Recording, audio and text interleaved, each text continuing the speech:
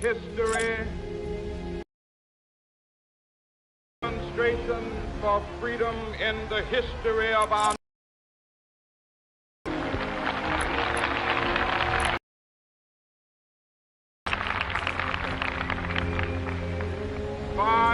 50 years ago,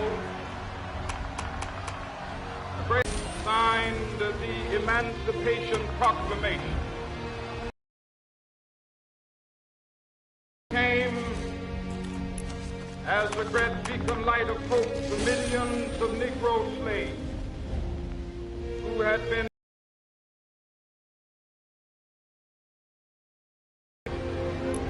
came as a joyous daybreak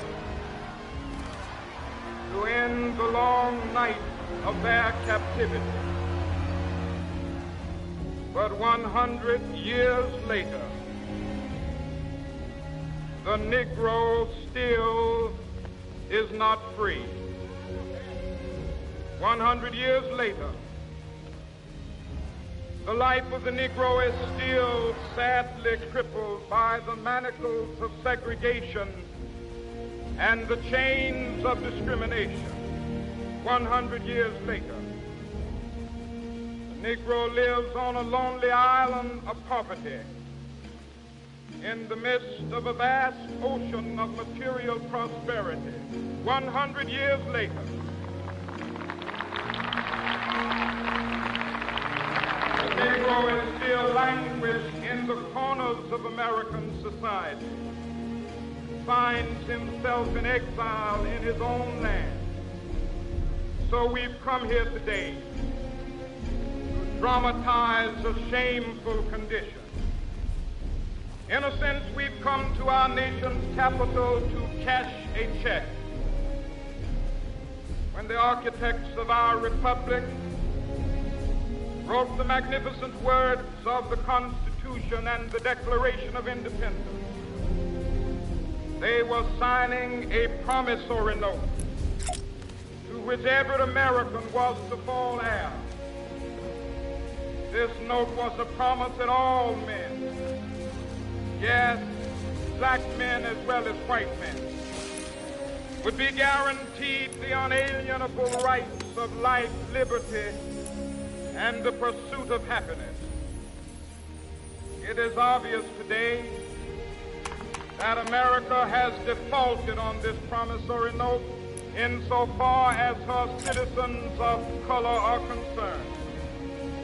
Instead of honoring this sacred obligation, America has given the Negro people a bad check, a check which has come back marked insufficient funds.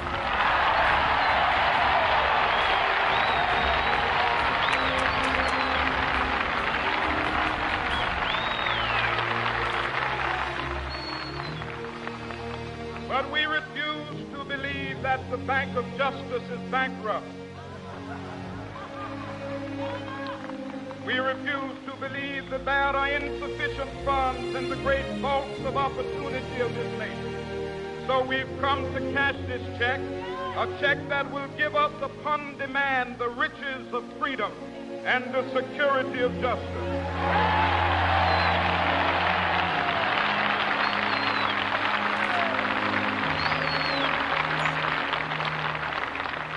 We have also come to this hallowed spot to remind America of the fierce urgency of now.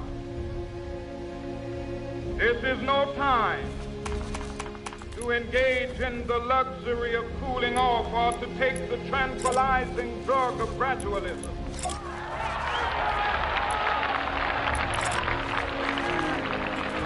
Now is the time to make real the promises of democracy. Now is the time to rise from the dark and desolate valley of segregation to the sunlit path of racial justice. Now is the time to lift our nation from the quicksands of racial injustice to the solid rock of brotherhood. Now is the time to make justice a reality for all of God's children. It would be fatal for the nation to overlook the urgency of the moment. This sweltering summit of the Negro's legitimate discontent will not pass until there is an invigorating autumn of freedom and equality. 1963 is not an end, but a beginning. Those who hope that the Negro needed to blow off steam and will now be content will have a rude awakening if the nation returns to business as usual.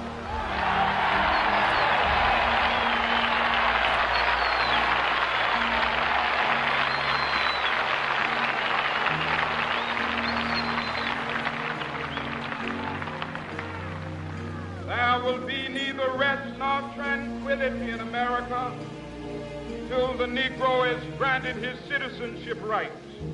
The whirlwinds of revolt will continue to shake the foundations of our nation until the bright day of justice emerges.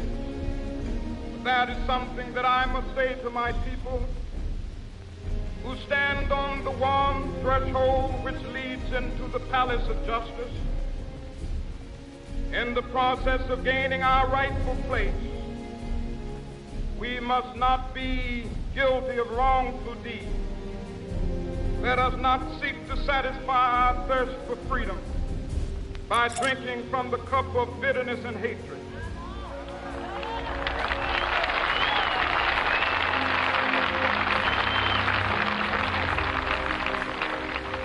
We must forever conduct our struggle on the high plane of dignity and discipline. We must not allow our creative protests to degenerate into physical violence. Again and again, we must rise to the majestic, marvelous new militancy which has engulfed the Negro community. Must not lead us to a distrust of all white people. For many of our white brothers, as evidenced by their presence here today, have come to realize that their destiny is tied up with our destiny.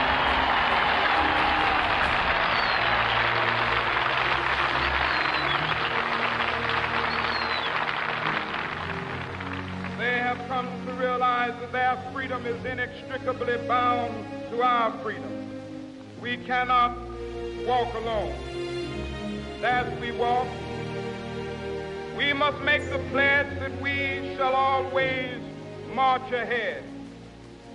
We cannot turn back. There are those who are asking the devotees of civil rights, when will you be satisfied? We can never be satisfied as long as the Negro is the victim of the unspeakable horrors of police brutality. We can never be satisfied as long as our body is heavy with the fatigue of travel, cannot gain lodging in the motels of the highways and the hotels of the city.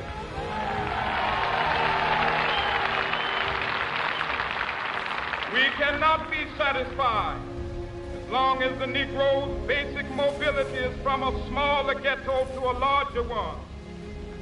We can never be satisfied as long as our children are stripped of their selfhood and robbed of their dignity by signs stating for whites only.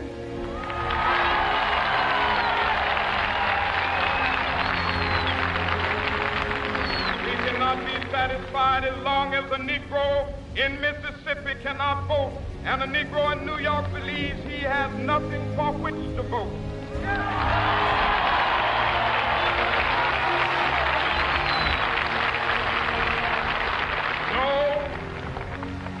No, we are not satisfied, and we will not be satisfied until justice rolls down like waters and righteousness like a mighty stream.